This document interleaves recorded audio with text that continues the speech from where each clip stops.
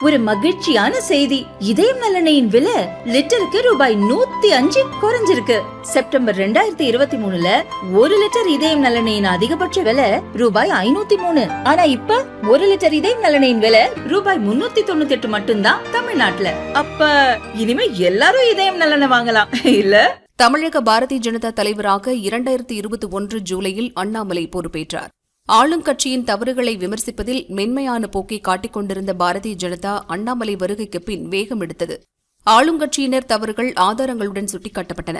இதற்காக திமுக தரப்பில் போடப்பட்ட அவதூறு வழக்குகளையும் தைரியத்துடன் எதிர்கொண்டார் அண்ணாமலை. பாரதிய ஜனதாவுக்கு எதிரான நிலைப்பாட்டில் இருக்கும் மற்ற கட்சியினர் தவறுகள் மற்றும் மக்கள் விரோத செயல்பாடுகளையும் நெத்தியில் அடித்து விமர்சித்தார் அண்ணாமலை. திமுக அமைச்சர்கள் சேர்த்துள்ள சொத்து மற்றும் ஊழல் பட்டியலையும் அடுத்தடுத்து வெளியிட்டு அதிரடி காட்டினார். இது முதல்வர் மற்றும் அமைச்சர்களின் தூக்கத்தை கெடுத்தது. இளைஞர்கள் பாரதிய ஜனதா உள்ளே வர துவங்கினர். பிரதான எதிர்க்கட்சி அதிமுக என்ற நிலை மாறி பாரதிய ஜனதா அந்த இடத்துக்கு வந்தது. அதிமுகவையும் சேர்த்தே விமர்சித்ததால் பாரதிய ஜனதாவுடன் கூட்டணி இல்லை என அதிமுக விலகியது. கொஞ்சமும் கவலைப்படாத அண்ணாமலை உள்ளாட்சி தேர்தலில் கிடைத்த அனுபவத்தை வைத்து பாரதிய ஜனதா தலைமையில் கூட்டணி ஏற்படுத்தி லோக்சபா தேர்தலை சந்தித்தார். தோல்விதான் என்றாலும் பல இடங்களில் அதிமுகவை காட்டிலும் பாரதிய ஜனதா கூடுதல் ஓட்டுகள் வாங்கி 2ஆம் இடம் பெற்றது.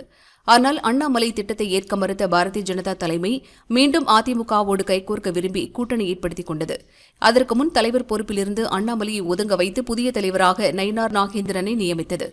நயினார் நாகேந்திரன் தமிழக பாரதிய ஜனதா தலைவராக ஏப்ரல் 11 பொறுப்பேற்றார்.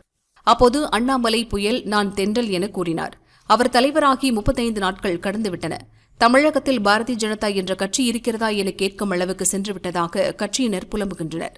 தமிழக பாரதிய ஜனதா நிர்வாகிகள் கூறியதாவது: லோக்சபா தேர்தலில் பாரதிய ஜனதா கூட்டணிக்கு கிடைத்த ஓட்டுகளை அடிப்படையாக வைத்து சட்டசபை தேர்தலை பாரதிய ஜனதா தலைமையிலான கூட்டணி வாயிலாகவே எதிர்கொள்ளலாம் என கணக்கு போட்டு அதற்கேற்ப செயல்பட்டார் அண்ணாமலை. என் மண் என் மக்கள் யாத்திரை போலவே மீண்டும் ஒரு யாத்திரை நடத்தலாம் எனவும் திட்டமிட்டார். திமுக அதிமுகவை விரும்பாதோருக்கான ஒரு வாய்ப்பாக பாரதிய ஜனதாவை கொண்டுவர அண்ணாமலை நினைத்தார். இதற்காக பல திட்டங்கள் தீட்டி வைத்திருந்தார். நயினார் நாகேந்திரன் அரசியலில் மேம்போக்காகவும் பக்குவமாகவும் நடந்து கொள்ளக்கூடியவர். அவர் எல்லாவற்றிலும் மென்மையான போக்கையே கையாள்கிறார். அது தற்போதைய பாரதிய ஜனதாவுக்கு ஏற்றதல்ல. திமுகவை வீழ்த்தக்கூடிய வகையில் இல்லை. பஹல்காம் பயங்கரவாத தாக்குதலுக்கு இந்தியா பதிலடி கொடுத்ததை கொண்டாடும் வகையில் தமிழகம் முழுவதும் பாரதிய ஜனதா சார்பில் மூவர்ண கொடி பேரணி நடக்கிறது. ஆனாலும் அது குறித்த எந்த பரபரப்பான தகவலும் மக்கள் மத்தியில் இல்லை. பெயரளவுக்கு இயங்கும் கட்சியாக தமிழக பாரதிய ஜனதா மாறிவிட்டது. அண்ணாமலை தலைவராக இல்லாத பாரதிய ஜனதாவுடனான கூட்டணி அதிமுகவுக்கும் சேர்த்தே சரிவை உண்டாக்கும் என்றனர்.